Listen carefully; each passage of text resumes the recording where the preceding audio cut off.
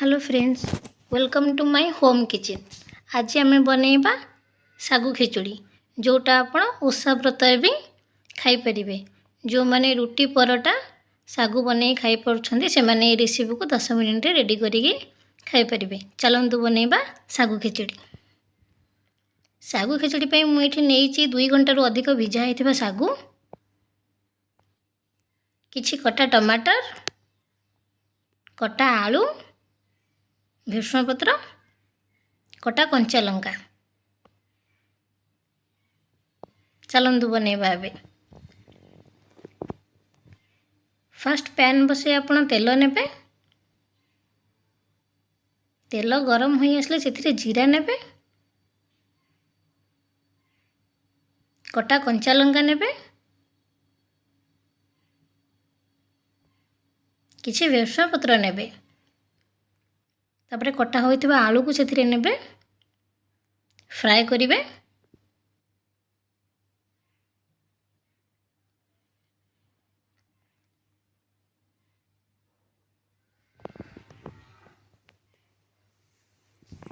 तापरे सेथिरे किछि अदा छेचा नेबे, हल्दी पाउडर, स्वाद अनुसार लूण, जीरा पाउडर नेबे। भलसे फ्राई कर नेबे। हल्का लाल मिर्च नेबे कलर पई, आपण स्किप करि परिबे।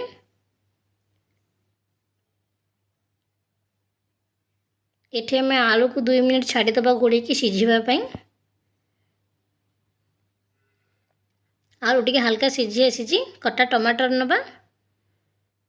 ओषा व्रत रे किछि लोक टमाटर खाइबा पसंद करंतिनी, आपण टमाटर स्किप करि परिबे। बादाम ऐड करि परिबे। बादाम ऐड कले आपण भाजी कि नेबे।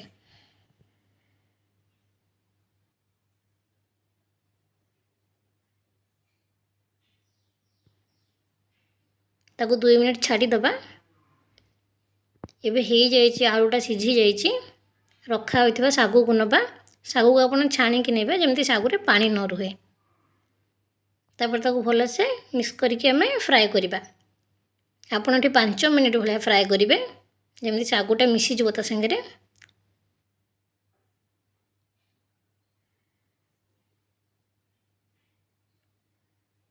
5 मिनिट फ्राई पर एठी हमर रेडी हे जाईची।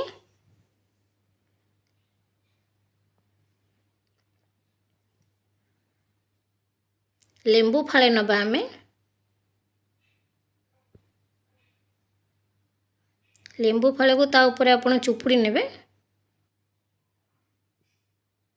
एबे रेडी हे जाईची हमर सागु खिचड़ी। जदि आपन को मोर ए रेसिपीटा भल लागु थाए, लाइक कमेंट शेयर मते सब्सक्राइब करिवे।